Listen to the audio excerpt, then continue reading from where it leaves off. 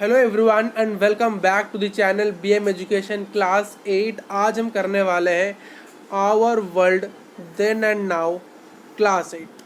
आप सभी को बहुत बहुत स्वागत है बीएम एजुकेशन क्लास 8 के इस प्लेटफॉर्म के अंदर। आज हम करने वाले हैं मॉडर्न इंडिया चैप्टर 1 हिस्ट्री का पार्ट 6। आई होप कि आपने पार्ट 1 से लेकर पार्ट 5 तक हर एक वीडियो को देख लिया होगा और लेक्चर को देख लिया होगा बहुत डिटेल से। और अगर कोई भी आपका डाउट है तो आप कमेंट बॉक्स में ओपनली उसको लिख सकते हो।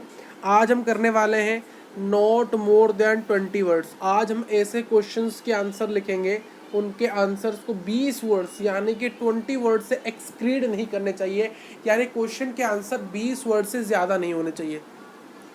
सिंपल मतलब यही है भाई साहब, नॉट मोर देन 20 वर्ड्स। ठीक, तो आइए शुरू करते हैं। उससे पहले इस लेक्चर के अंदर आपको कॉन्सेप्ट मिलेगा, आपको क्वेश्चंस मिलेंगे, और इसीलिए इस सीरीज़ को देखने के लिए और हमारे सपोर्ट बढ़ाने के लिए चैनल को प्लीज़ सब्सक्राइब करिए। तो आइए शुरू करते हैं। पहला क्वेश्चन मेरे यहाँ, पहला क्वेश्चन क्या है सर? पहला क्वेश्चन कह रहा है बी। देखिए आज हम बी कर रहे हैं, ए हमने पहले से कर लिया था, अगर आपने नहीं देखा तो देख लेना। जैसे ए हमने कर लिया है भाई, बी देखो। Answer the following question in not more than 20 words. In questions के आंसर आपको करने हैं 20 वर्ड से, आपको ज़्यादा लंबा चौड़ा नहीं लिखना है, 20 वर्ड्स के अंदर लिखना है। पहला क्वेश्चन क्या है सर? देखिए पहला question number 1 is when and where did the modern period begin. यानी जो मॉडर्न पीरियड की जो शुरुआत व्हेन एंड वेयर यानी कब और कहाँ हुई थी। देखिए व्हेन यानी होता है कब, when did the modern period begin यानी कब मॉडर्न पीरियड की शुरुआत हुई थी, और वेयर यानी कहाँ, यानी कहाँ मॉडर्न पीरियड की शुरुआत हुई थी। तो आंसर लिखा गया है the modern period began first. जो मॉडर्न पीरियड की जो शुरुआत हुई थी वो यूरोप के अंदर हुई थी, 15th सेंचुरी एडी के अराउंड हुई थी यानी परफेक्टली नहीं पता, मतलब अराउंड 15 सेंचुरी के आसपास हुई थी। यानी क्या क्वेश्चन पूछा है? क्वेश्चन पूछा है मॉडर्न पीरियड की शुरुआत कब हुई थी मेरे यार? 15 सेंचुरी के आसपास हुई थी, 15 सेंचुरी एडी में हुई थी, याद रखना एडी। और कहाँ हुई थी मेरे यार? सबसे पहले यूरोप के अंदर हुई थी, सबसे पहले यूरोप। तो याद रहेगा आपको, ये क्वेश्चन एमसीक्यू के अंदर ही पूछा जा सकता है। ये क्वेश्चन जो है ना, ये एमसीक्यू में पूछा जा सकता है कि बताओ भाई कहाँ मॉडर्न पीरियड की शुरुआत हुई थी। आपको सर यूरोप के अंदर हुई थी। कब हुई थी सर? 15 सेंचुरी के एडी के आसपास हुई थी। तो व्हेन यानी कब, वेयर यानी कहाँ। तब कब? 15 सेंचुरी के आसपास एडी के अंदर, और कहाँ? यूरोप के अंदर। तो ये जो एडी का कॉन्सेप्ट थोड़ा मैं आपको समझाना चाहूँगा, बच्चों का बहुत डाउट रहता है एडी क्या है सर, ये एडी क्या है सर, वो थोड़ा सा हम डिस्कस कर लेते हैं एडी क्या होता है। आइए डिस्कस कर लेते हैं एडी कॉन्सेप्ट। तो एडी का थोड़ा सा मैं कॉन्सेप्ट आपके साथ डिस्कस करना चाहूँगा यहाँ पर। आइए, तो एडी और एक कॉन्सेप्ट उसका मिलता जुलता कॉन्सेप्ट बीसी। एक है एडी, एक है सर बीसी। ये दोनों क्या है सर? बहुत बार कन्फ्यूजन रहता है, तो देख लो भाई। आप सभी को पता है जीसस क्राइस्ट कौन है? आप सभी पता है कि नहीं? जीसस क्राइस्ट का नाम हर किसी ने सुना होगा, ज़्यादातर बच्चे जानते हैं जीसस क्राइस्ट। ठीक, ज़्यादातर बच्चे जानते हैं जीसस क्राइस्ट कौन है। ठीक है, तो मैं इसको एक्सप्लेन नहीं कर रहा। तो जीसस क्राइस्ट जिस दिन जन्म लिए थे, यानी जिस दिन उनका बर्थ हुआ था, किनका? जीसस क्राइस्ट का, उस ईयर को हम जीरो मान लेते हैं। सर क्या कह रहे हो जीरो क्या है? देखिए आपका जन्म मान लो 2024 में हुआ है, कि मान लो आपका जो जन्म है 2023 में हुआ है, या आपका जन्म 2013 में हुआ है, या आपका जन्म 2012 में हुआ है, या आपका जन्म 2006 में हुआ है, या आपका जन्म 1999 में हुआ है। तो आपके जो जन्म ईयर है, यानी आपके जो डेट ऑफ बर्थ में जो ईयर आप लिखते हो, तो 2024, 2013, 23, 12, 6, 1999 या फिर 1916, इस प्रकार से लिखते हो कि नहीं, जो डेट ऑफ ईयर होता है आपका। तो उसी प्रकार से जीसस क्राइस्ट जिस दिन जन्म लिए थे, तो उनके उस डेट ऑफ बर्थ का जो ईयर था, उस ईयर को हम जीरो मानते हैं। उस ईयर को हम क्या मानते हैं सर? उस ईयर को हम जीरो मान लेते हैं। यानी मान लो आप जन्म हुए थे किस दिन? आप मान लो 2006 को जन्म हुए थे, तो 2007 आते आते तो आपको 1 साल माना जाएगा। तो उसी प्रकार से आपने 2006 में आपका जन्म होता है। उसी प्रकार से मान लो एक एक्स है, एक्स का जन्म कब हुआ था? 2006 में, या 2007 मान लो, या 2008 मान लो, मेरे 8 मान लो भाई, 2008 मान लो। तो उसी प्रकार से जो जीसस क्राइस्ट थे, जो लॉर्ड थे, जो लॉर्ड थे, उनका जन्म जिस ईयर में हुआ था उस ईयर को हम जीरो कहते हैं, उस ईयर को हम जीरो कहते हैं। ठीक ठीक। तो इसीलिए इस ईयर को हम ईयर ऑफ द लॉर्ड कहते हैं, ईयर ऑफ लॉर्ड। क्या कहते हैं sir? Year of the Lord. यानी जो लॉर्ड है, यानी जो भगवान है जीसस क्राइस्ट, उनका जन्म इस ईयर जीरो में हुआ था, तो इसलिए हम इसको कहते हैं the year of the Lord. देखिए, इसीलिए हम हिंदी में जीसस क्राइस्ट को ईसा कहते हैं, ईसा, ईसा शॉर्ट फॉर्म है, ठीक है, ईसा। तो ईसा से पूर्व एक चीज है, ईसा के बाद, ईसा के बाद ये रहा, और ये ईसा के पूर्व ये रहा। तो ईसा के बाद यानी एडी सर, ईसा के बाद यानी एडी सर। ईसा से पहले यानी बीसी सर। बीसी यानी होता है बिफोर क्राइस्ट, यानी जीसस क्राइस्ट से पहले, यानी ईसा पूर्व, ईसा से पहले, जीसस क्राइस्ट से जन्म से पहले, यानी ईयर जीरो से पहले, तो उसको हम बीसी कहते हैं। क्या कहते हैं? बीसी कहते हैं। और वहीं एडी होता है सर एनो डोमिनी। क्या होता है सर? एनो डोमिनी, एनो डोमिनी। ये जो एनो डोमिनी लिखा गया है, ये मीडिएवल लैटिन लैंग्वेज के अंदर है। ठीक ठीक है। जो एडी का फुल फॉर्म है वो एनो डोमिनी है, जो कि मीडिएवल लैटिन लैंग्वेज के हिसाब से, हालांकि बहुत बच्चे कहेंगे सर इसको एसी कहना चाहिए था ना, आफ्टर क्राइस्ट, जैसे कि सर ये बीसी है, बिफोर क्राइस्ट, तो उसको हमें एडी कहना चाहिए था, एसी, सॉरी, इसको हमने बीसी कह दिया बिफोर क्राइस्ट, इसको एसी कहना चाहिए था after Christ.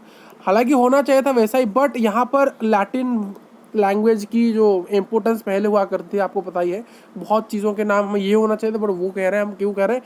Due to the medieval Latin language. तो मेडिवल लैटिन लैंग्वेज के कारण हम एसी को एडी कह रहे हैं, यानी एनो डोमिनी कहते हैं। तो एक बार फिर से आपको मैं समझा रहा हूँ भाई साहब, जीसस क्राइस्ट का जिस दिन जन्म हुआ था, तो उस ईयर को हम जीरो कहते हैं, वो ईयर था जीरो, और इसलिए उस ईयर जीरो को the year of the Lord कहा था, ईयर ऑफ द लॉर्ड, यानी भगवान का ईयर कहाता है। और कई बार हम हिंदी कहते हैं ईसा पूर्व, ईसा बाद, ईसा के बाद और ईसा के पूर्व। ईसा के पूर्व यानी बीसी होता है, यानी आप इसको बिफोर लिख लो भाई साहब, आपके लैंग्वेज के हिसाब से बिफोर लिख दो, और बाद को आप आफ्टर लिख दो, तो आफ्टर यानी जीसस क्राइस्ट के बाद। तो यहाँ पर जो 15 सेंचुरी लिखा गया है, 15 सेंचुरी एडी लिखा गया है, इस एडी का हिसाब है, यानी ये जो एडी है 15 सेंचुरी एडी की हम बात कर रहे हैं, यानी ये जो 8 सेंचुरी है, 15 सेंचुरी, वो जीसस क्राइस्ट के जन्म के बाद आया है, यानी इनके बाद जो 15 सेंचुरी उसके बाद। आपको ऐसा 2024 में हम जो 2024 में है, ये 2024 क्या बीसी है क्या एडी है? ये 2024 में यार एडी ही है। क्यों सर? क्योंकि हम ईसा के बाद, हम देखिए हमने जीसस क्राइस्ट का नाम सुना है, बट यहाँ पर जो लोग हैं, यहाँ पर बीसी में, उनको जीसस क्राइस्ट का नाम नहीं पता होगा शायद, क्योंकि वो जीसस क्राइस्ट से बियॉन्ड है, उनके पहले से वो लोग थे।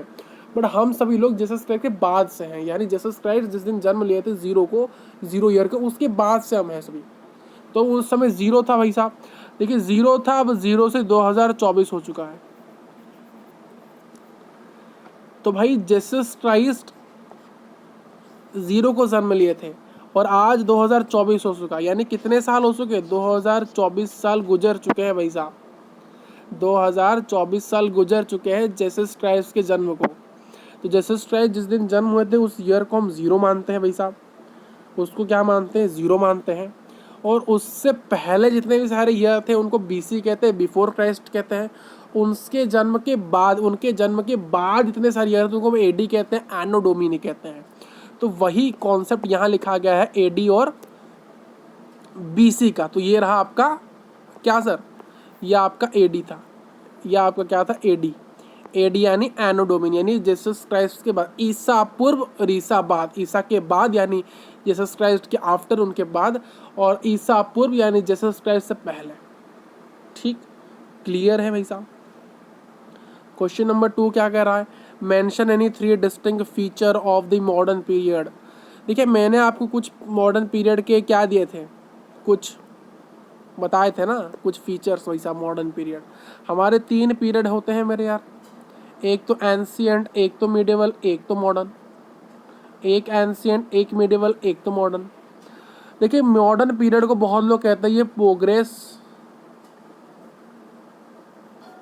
और ग्रोथ की निशानी है। यहाँ बहुत सी डेवलपमेंट हुई है इस एरा के अंदर। देखिए मैं जो पॉइंट्स लिख रहा हूँ, आप चाहो तो इन पॉइंट्स को वहाँ लिख सकते हो, या तो जो पॉइंट्स वहाँ लिखेंगे उनको लिखो। बहुत पॉइंट्स हैं मॉडर्न पीरियड में। कहते हैं भाई प्रोग्रेस की सिंबलाइज करते हैं, प्रोग्रेस और ग्रोथ हुई। मैंने हर चीज़ आपको लेक्चर के अंदर कवर किया पहले से, तो थोड़ा सा फास्ट अप कर रहा हूँ। डेवलपमेंट की बात करते हैं हम यहाँ बात करते हैं साइंस की, हम यहाँ बात करते हैं मेरे यहाँ लॉजिक की, हम यहाँ बात करते हैं रीज़न की, हम यहाँ बात करते हैं डेमोक्रेसी की, और हम बात करते हैं भाई साहब यहाँ लोगों के पास होती है इक्वलिटी। क्या होती है? इक्वलिटी। और क्या होती है सर? लिबर्टी होती है और जस्टिस होती है। तो ये कुछ पॉइंट आप लिख सकते हो। मॉडर्न पीरियड भाई साहब एक ऐसा पीरियड जहाँ प्रोग्रेस और ग्रोथ की बात होती है, जहाँ डेवलपमेंट की बात होती है, जहाँ साइंस, लॉजिक, रीज़न और डेमोक्रेसी की बात होती है, जहाँ एक लोगों की इक्वलिटी, लिबर्टी, जस्टिस, फैटर्निटी की बात होती है। तो यहाँ क्या लिखा है, क्वेश्चन पूछा था आपको 3 डिस्टिंक्ट फीचर्स बताने मॉडर्न पीरियड के। तो 3 डिस्टिंक्ट फीचर क्या है मॉडर्न पीरियड के? पहला तो है सर, पहला है एक्सपेंशन ऑफ ट्रेड, जो व्यापार में बढ़ोतरी हुई है, यानी व्यापार एक्सपैंड हुआ है, बहुत बिगर हुआ है। पहले मान लो 1 हो रहा था और आजकल उसका 10 गुना हो रहा है, 10x हो रहा है। यानी मान लो व्यापार पहले x में चल रहा था, मतलब व्यापार से पहले प्रॉफिट 100 हो रहा था, आज उसका 10 गुना हो रहा है, यानी 10 इंटू 100 कितना? 1000 हो रहा है। तो क्या हो रहा है? ट्रेड के एक्सपेंशन के कारण क्या हो रहा है? प्रॉफिट में बढ़ोतरी देखने जा रही है, यानी प्रॉफिट बढ़ रहा है। तो एक्सपेंशन ऑफ ट्रेड हो रहा है भाई साहब। यानी मॉडर्न पीरियड में क्या हो रहा है? जो ट्रेड का एक्सपेंशन हो रहा है, उससे क्या फ़ायदा है हमारा? ट्रेड बढ़ने से, भाई ट्रेड बढ़ने से प्रॉफिट बढ़ेगा, प्रॉफिट बढ़ने से इकोनॉमी बढ़ेगा, इकोनॉमी बढ़ने से लोगों की स्टैंडर्ड ऑफ लिविंग बढ़ेगी भाई साहब। सिंपल सी बात है। तो एक्सपेंशन ऑफ ट्रेड होता, व्यापार में बढ़ोतरी हुई थी। सेकेंड बात, स्विफ्ट ट्रांसपोर्ट होते थे। देखिए पहले क्या हुआ करता था? व्हील हुआ करता, चक्का, और उस चक्के के इन्वेंशन के कारण अलग अलग न्यूअर मोड ऑफ ट्रांसपोर्टेशन भी जनरेट होने लगे। तो ट्रांसपोर्ट धीरे धीरे स्विफ्ट हो रहा है। पहले ट्रांसपोर्ट इस प्रकार चल रही, धीरे धीरे ट्रांसपोर्ट फास्टेस्ट की तरफ। पहले हम ट्रेन स्टीम इंजन से चलते थे, धीरे धीरे नॉर्मल लोको पायलट इंजन आने लगे, नॉर्मल इंजन आने लगे, है ना। फिर धीरे धीरे भाई बुलेट ट्रेन की बात हो रही है आजकल। पहले हम स्टीम इंजन से चल रहे थे, स्टीम इंजन्स। आजकल जो नॉर्मल ट्रेन चल रही वो बीच में चल रही थी, नॉर्मल ट्रेन जिनको हम कहते हैं, जो नॉर्मली हम ज़्यादातर इंडिया में आपको देखने मिलता है। बट आज के समय बात हो रही है बुलेट ट्रेन की भाई साहब, फास्टेस्ट ट्रेन की बात हो रही है। एक और बात, तीसरी बात ये रही, वाइड स्पीड लिटरेसी। भाई लिटरेसी की बात हो रही है, एजुकेशन इज़ इम्पोर्टेंट की बात हो रही है, यानी हर किसी को एजुकेट होना कंपलसरी है आजकल हर किसी को लिखना, पढ़ना, बोलना सब कुछ आना चाहिए, है ना। लिखना, पढ़ना, बोलना हर किसी को आना चाहिए, हर किसी को लिटरेट होना ज़रूरी है। और आजकल कहा था, अगर आपने पढ़ा नहीं, आपने लिखा नहीं, आप फिर भाई इंसान आपको गिनते नहीं है, तो आपको पढ़ना लिखना पड़ेगा मेरे यार। तो इसलिए वाइड स्पीड लिटरेसी, यानी लिटरेसी की जो भरपूर मात्रा पूरे देश में बढ़ने लगी। मॉडर्न पीरियड के समय हर एक व्यक्ति को लिटरेट होने की और एजुकेट बनने की एक भूख लगी, हमें भी एजुकेट होना है, हमें भी कुछ जानना है। तो हर किसी ने एजुकेशन को, लिटरेसी को बहुत महान समझा और हर किसी ने पढ़ाई शुरू कर दी। ठीक, धीरे धीरे पढ़ाई जो थी, शिक्षा जो था, चारों ओर फैलने लगा और हर किसी ने शिक्षा की महत्वपूर्णता जानी और उसको माना, बोला कि भैया एजुकेशन इज इम्पोर्टेंट। जैसे हम कहते हैं without education nothing in the world is the motto of the BMS education, है या नहीं। उसी प्रकार से आ जाइए नेक्स्ट क्वेश्चन के अंदर भाई साहब। नेक्स्ट क्वेश्चन क्या है आपका? नेक्स्ट क्वेश्चन क्या है? What is meant by colonisation. आप कोलोनाइजेशन का मतलब क्या समझते हो? देखिए मैंने आपको क्या कहा था कोलोनाइजेशन का, थोड़ा सा मैं आपको लिख देता हूँ यहाँ पर, आपको शायद याद नहीं होगा। देखिए मैंने आपको क्या क्या कहा था, मैं शॉर्ट फॉर्म में लिखूंगा, ज़्यादा बहुत चीज़ें नहीं लिखूंगा। कोलोनाइजेशन की मैंने बात की थी लेक्चर्स के अंदर। मैंने क्या कहा था आपको, मैंने कहा था भाई साहब जो कोलोनाइजेशन क्या होता है, कोलोनाइजेशन यानी कॉलोनी बनाया करता है। यानी ब्रिटिशर्स को लगा कि भाई साहब यहाँ एक कॉलोनी बना देंगे और उस कॉलोनी बना के यहाँ पर हम इजीली ट्रेड करेंगे, और ट्रेड करते करते कहीं भाई साहब हम यहाँ पर एक टेरिटोरी बनाएंगे, अपना साम्राज्य बना देंगे। तो ये था कोलोनाइजेशन। तो ब्रिटिशर्स ने जो इंडिया के ऊपर जो क्या किया, ब्रिटिशर्स ने इंडिया को जो चीज़ किया उसको भी हमें कोलोनाइजेशन की तरह ही देखते हैं। क्यों सर? क्योंकि जो ब्रिटिशर चाहते थे पीपल्स के ऊपर कंट्रोल पाना, क्या चाहते थे, पीपल्स के ऊपर कंट्रोल पाना चाहते थे। तो इसीलिए उन्होंने सबसे पहले लोकल नवाब्स और राजा को एक मोहरी की तरह देखा। मोहरा एक कैसे देखा, उनको एक देखा कि मोहरा, इनको जो लोकल नवाब्स थे और जो राजा थे इनको एक मोहरा की तरह देखा गया, जिस प्रकार से ये क्या करते, लोगों को कंट्रोल करते थे। अगर ब्रिटिशर्स इन पे कंट्रोल पा जाए तो इनडायरेक्टली इन पे भी कंट्रोल कर लेंगे। तो इनको एक मोहरा की तरह यूज किया गया था, ठीक है, क्योंकि वो डायरेक्ट पीपल को कंट्रोल नहीं कर सकते, तो इनके थ्रू उनको करना पड़ा। और ब्रिटिशर्स को और भी चीज़ें चाहते थे। वो क्या चाहते थे, वो चाहते थे कि हमारे इकोनॉमी को और सोसाइटी को कंट्रोल करें। वो चाहते थे हमारे सभी रेवेन्यू को कलेक्ट करना चाहते थे। क्यों सर? अपने एक्सपेंसेस को मीट करने के लिए। वो यहाँ पर गुड़ खरीदना चाहते थे, गुड्स यानी सामान खरीदना चाहते थे लो प्राइस का, जिस प्रकार उसको बेच सके फॉरेन मार्केट में, तो बहुत प्रॉफिट छाप सके। वो यहाँ पर अपने क्रॉप्स उगाना चाहते थे जिसको वो प्रोड्यूस करे, एक्सपोर्ट करे और प्रॉफिट छाप सके। वो हमारे VTCP पे कंट्रोल करना चाहते। भाई साहब इसका फुल फॉर्म कौन बताएगा? VTCP का फुल फॉर्म कौन बताएगा? वीडियो को पॉज मारो, कमेंट बॉक्स में जाके VTCP का फुल फॉर्म बताओ, तो जाकर पता चलेगा आप हर एक लेक्चर को डिटेल से देखते हो मेरे। तो मैं आपको बता देता हूँ, अगर आपको याद नहीं है तो भाई लिखो कमेंट में, सर मुझे याद नहीं था। अगर याद है तो भाई लिखो क्या VTCP का फुल फॉर्म है, पर मैं बता रहा हूँ आपको, बता रहा हूँ, ठीक है, चीटिंग नहीं। तो VTCP यानी वैल्यू टेस्ट कस्टम प्रैक्टिस, यानी ब्रिटिशर्स हमारे वैल्यू टेस्ट कस्टम प्रैक्टिस पर चाहते थे कि भाई कंट्रोल पाना चाहते थे। यानी वो ऑल राउंड, लिखने के लिए आप लिख सकते हो ऑल राउंड कंट्रोल, यानी हर जगह कंट्रोल। तो हर जगह जब ब्रिटिशर्स कंट्रोल पाना चाहते थे तो इसको हम कोलोनाइजेशन कहते थे। बट आपको ये तो था कोलोनाइजेशन भाई सब बेसिकली इंडिया में ब्रिटिशर्स ने किया था। अगर आपको सिंपली एक डेफिनेशन पूछ ले, अगर आपको सिंपली एक डेफिनेशन पूछ ले भाई कोलोनाइजेशन क्या होता है बताओ भाई, सिंपली एक डेफिनेशन पूछ ले, तो यहाँ लिखा गया the using of the resources of the large areas around the European trade settlement to fulfil their own political, military and economical needs came to be called colonisation. इसको मैं सिंपली यहाँ आपके साथ लिखूंगा। सिंपली क्या लिखा गया था, using of resources of large area, यानी बड़े बड़े एरियाज के रिसोर्सेज को यूज करना, कहाँ पर, यूरोपियन ट्रेड सेटलमेंट के चारों ओर। क्यों सर, क्यों हमें यूज़ करना है, अपने पॉलिटिकल नीड और मिलिट्री नीड और अपने इकोनॉमिकल नीड को फुलफिल करने के लिए। यानी सिंपली मैं बोलूँ तो किसी अन्य देश के ठीक है, किसी अन्य देश के रिसोर्सेज को बहुत बड़े मात्रा में, किसी अन्य देश के रिसोर्सेज को बहुत बड़े मात्रा में यूज़ करना। अब क्यों यूज़ करना है सर? अपने खुद के पॉलिटिकल, मिलिट्री और इकोनॉमिकल नीड को फुलफिल करने के लिए।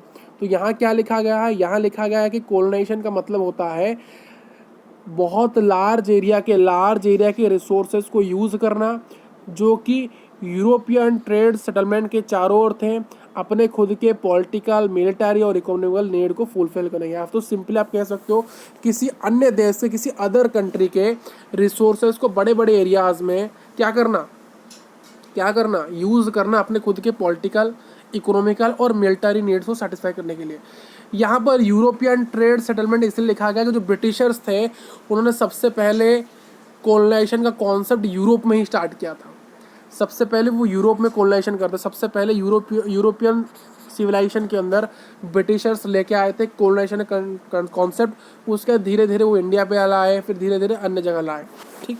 सबसे पहले यूरोपियन ट्रेड सेटलमेंट के पास ही हुआ था, तो इसीलिए यहाँ पर स्पेसिफिकली मेंशन किया गया है कि यूरोपियन ट्रेड सेटलमेंट के चारों जितने बड़े बड़े एरियाज थे उनके रिसोर्सेज को यूज़ करना अपने खुद के पॉलिटिकल, मिलिट्री और इकोनॉमिकल नीड्स को फुलफिल करने के लिए, उनको सेटिस्फाई करने के लिए, उसको हम कोलोनाइजेशन कहते हैं। या तो अन्य देश के रिसोर्सेज को यूज़ करना अपने खुद के पॉलिटिकल, मिलिट्री और इकोनॉमिकल नीड्स को सेटिस्फाई करने के लिए, इसको हम कहते हैं क्या? इन सभी को हम कहते हैं कोलोनाइजेशन। इनको हम क्या कहते हैं? कोलोनाइजेशन। तो using the resource of large area around the European trade settlement to fulfill their own political, military and economical needs is known as colonization. Next question देखिए, give two example of primary and secondary source material। ये primary और secondary क्या है? देखिए primary यानी जो main source है, किसी देश के लोगों के बारे में अगर आपको जानना है, आप कैसे जानोगे? तो उसका प्राइमरी सोर्स यानी मेन सोर्स क्या था, और कैसे आप जानोगे उनके बारे में उसका सेकेंडरी सोर्स यानी दूसरा सोर्स क्या था। तो अगर आपको किसी जगह के बारे में जानना है तो उसके दो एग्जाम्पल अगर प्राइमरी सोर्स के मटेरियल का मैं दूंगा, सबसे पहला आपका होगा आर्कियोलॉजिकल रिमेन्स, यानी जो पुराने चीज़ें थी, जो पुराने चीज़ें यानी उस जगह की हिस्ट्री क्या थी भाई साहब। और दूसरी चीज़ यानी उसके जो पुराने मोनूमेंट, आर्कियोलॉजिकल रिमेन्स यानी जो पुराने मोनूमेंट्स हो गए, पुराने मंदिर हो गए, पुराने टूरिस्ट प्लेस हो गए, जो पुराने महल हो गए, फोर्ट हो गए, जो पुराने इतिहास उस जगह का, जो पुराने रोड्स, उन सभी चीज़ों को अगर स्टडी करोगे यानी आर्कियोलॉजिकल रिमेन्स को स्टडी करोगे तो आप उससे स्टडी कर पाओगे उस कंट्री का नेचर क्या है। एक तो बुक्स, जो पुराने किताब है, लाइब्रेरीज है, उनको अगर पढ़ोगे उसके बारे में, उस जगह के बारे में, वहाँ पर बहुत चीज़ें लिखी होती। हर जगह के अंदर उनकी एक लाइब्रेरी होती है, उस लाइब्रेरी के अंदर कुछ ऐसे बुक्स होते हैं जो कि उस एरिया की, उस लोकेलिटी के हिस्ट्री के बारे में डील करते हैं, जो कि आपको कहीं नहीं मिलेंगे। उन लाइब्रेरी के पास जाओगे, लाइब्रेरियन के पास, आपको बोलोगे भाई इस जगह के यूनिक हिस्ट्री बुक्स दिखाइए, इतिहास दिखाए, वो बुक किताब आपको दिखाएगा। तो आपको उस एरिया के बारे में, लोकेलिटी के बारे में पता चलेगा, भाई सर इसका नाम ये क्यों है, भाई इसके यहाँ पर इसको यही नाम से क्यों जानते हैं। तो वो पूरा चीज़ आपको बुक पढ़ने से पता चलेगा। अब सेकेंडरी सोर्स क्या होगा उस कंट्री के बारे में आपको जानने के लिए? सेकेंडरी सोर्स क्या हो सकता है, यानी जो सेकेंडरी सोर्स है वो क्या हो सकता है किसी जगह के बारे में जानने के लिए? क्या जो सेकेंडरी सोर्स है किसी जगह के बारे में जानने के लिए वो होता है रिपोर्ट्स। जो सर्वे क्या आता है ना, जो सर्वे क्या आता है, या तो रिपोर्ट्स, उस सर्वे करके कुछ रिपोर्ट्स बनाए जाते हैं और कुछ रिव्यू। आप देखते हो ना, आप जब किसी होटल को बुक करते हो गूगल के अंदर, तो वहाँ पर आप रिव्यूज़ देखते हो, भाई इसका रिव्यू कैसा है। तो उसी प्रकार से जो लोग कुछ जगह, मान लो कुछ लोग इंडिया पे आए घूमने के लिए, उन्होंने कुछ नंबर ऑफ प्लेसेस इंडिया में देखे, उन्होंने कुछ उसके रिव्यूज़ लिखे, तो उस रिव्यूज़ को अगर लिख के, तो उसी प्रकार से दुनिया के लोग भी आएंगे। ठीक, तो इसी प्रकार से होता है। मान लो मैं कहीं घूमने गया फॉरेन के अंदर, मान लो मेरा यूट्यूब चैनल है, ब्लॉगिंग चैनल है, मैं कहीं घूमने गया बाहर फॉरेन, तो उस जगह में घूमा, उस जगह घूमने के बाद मैंने कुछ आपको रिव्यूज़ दिए, तो उसी प्रकार से रिव्यू से आप डिसाइड करो भाई से ये जगह मेरे लिए है या नहीं है, क्या मैं जाऊँ या ना जाऊँ। तो उसी प्रकार से हम किसी देश के रिपोर्ट्स को जो सर्वे से बने हैं, या कुछ रिव्यूज़ जो कुछ अदर लोगों ने दिया, फिर कुछ सर्वे से जो रिव्यूज़ आए हैं उसको पढ़ के हम जान सकते हैं भाई उस कंट्री का क्या हाल चाल है। ठीक, अब नेक्स्ट क्वेश्चन देखिए, व्हाट इज़ एन अचीव। ये अचीव क्या है भाई साहब? अचीव देखो क्या है। देखिए मैंने बात की थी, ब्रिटिशर्स अपने डॉक्यूमेंट्स को, अपने लेटर्स को बहुत बढ़िया से प्रिजर्व करके रखते हैं। क्या करके रखते हैं? लेटर्स को, डॉक्यूमेंट्स को बहुत बढ़िया से वो प्रिजर्व करके रखते हैं। ठीक है, मैंने कहा था ब्रिटिशर्स क्या करते हैं, कुछ रिकॉर्ड रूम्स बनाते हैं। क्या बनाते हैं? रिकॉर्ड रूम्स बनाते हैं। किससे अटैच करके? अपने एडमिनिस्ट्रेशन इंस्टीट्यूट से। उनके एडमिनिस्ट्रेशन इंस्टीट्यूट जैसे कि भाई साहब विलेज के अंदर तहसीलदार का ऑफिस हो गया, कलेक्ट्रेट का ऑफिस हो गया, कमिश्नर का ऑफिस हो गया, सेक्रेटरी का ऑफिस हो गया, या फिर लॉ कोर्ट्स हो गए। ये सभी चीज़ें क्या है? एडमिनिस्ट्रेशन इंस्टीट्यूट है, जो कि जहाँ पर रिकॉर्ड रूम्स अटैच रहते हैं। तो वहीं पर अचीव क्या है? अचीव एक स्पेशल इंस्टीट्यूट है एडमिनिस्ट्रेशन का, यानी जो अचीव है ये स्पेशल इंस्टीट्यूट है एडमिनिस्ट्रेशन का। अचीव है एक म्यूजियम्स होता है। जैसे कि मैंने कहा, मान लो 100 उनके पास ऑफिशियल रिकॉर्ड्स है या फिर डॉक्यूमेंट्स है, उन 100 में से 80 को वो क्या करेंगे भाई साहब, tehsildar office, collector office, commissioner office, secretary का ऑफिस, लॉ कोर्ट्स में डाल देंगे, और बचे हुए 20 को जो कि उनको रखना ज़रूरी है, उनको एक इतिहास को पता चलता है, तो वो उनको यहाँ रखेंगे, अचीव में रखेंगे, या तो उनको म्यूज़ियम में रखेंगे। तो वही चीज़ें हैं आपकी अचीव और म्यूज़ियम। अचीव एक स्पेशल इंस्टीट्यूट है, ठीक है, स्पेशल इंस्टीट्यूट है जहाँ पर इम्पोर्टेंट रिकॉर्ड को प्रिजर्व किया जाता है। तो ये अचीव एक स्पेशल इंस्टीट्यूट है। अचीव क्या है? एक स्पेशल इंस्टीट्यूट है, या तो एक स्पेशल रूम बोल सकते हो, जिसको ब्रिटिशर ने बनाया है।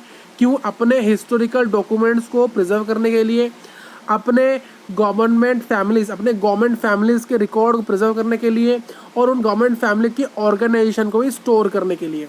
अब क्या कह सकते, देखिए अचीव जो है, ये जो अचीव है ये एक स्पेशल इंस्टीट्यूट है किसका, एडमिनिस्ट्रेशन का, जहाँ पर वो अपने इम्पोर्टेंट हिस्टोरिकल डॉक्यूमेंट्स को प्रिजर्व करते हैं, अपने इम्पोर्टेंट हिस्टोरिकल डॉक्यूमेंट्स को वो प्रिजर्व करते हैं, जहाँ पर वो गवर्नमेंट फैमिलीज़, जहाँ पर वो गवर्नमेंट फैमिलीज़ और उनके ऑर्गेनाइजेशन, यानी उनके जितने भी सारे कंपनीज हो गए, उनके क्या क्या फंड्स हो गए, उन सभी के ऑर्गेनाइजेशन को वो क्या करते हैं, उन वहाँ पर स्टोर कर देते हैं। उनके गवर्नमेंट फैमिलीज, उनके ऑर्गेनाइजेशन को वहाँ पर स्टोर किया जाता है, और उनके जितने भी सारे इंपॉर्टेंट हिस्टोरिकल डॉक्यूमेंट्स उनको वो प्रिजर्व कर देते हैं। ये था आपके क्वेश्चंस। तो ये था पूरा लेक्चर आपका। मिलते हैं आपके साथ नेक्स्ट क्लास के अंदर, तब तक के लिए thank you for watching this video. आपके साथ मिलते हैं नेक्स्ट क्लास के अंदर। आपको नोट्स के लिए डिस्क्रिप्शन बॉक्स में मिल जाएंगे, आप वहाँ से डाउनलोड कर सकते हो। तब तक के लिए thank you for watching this video.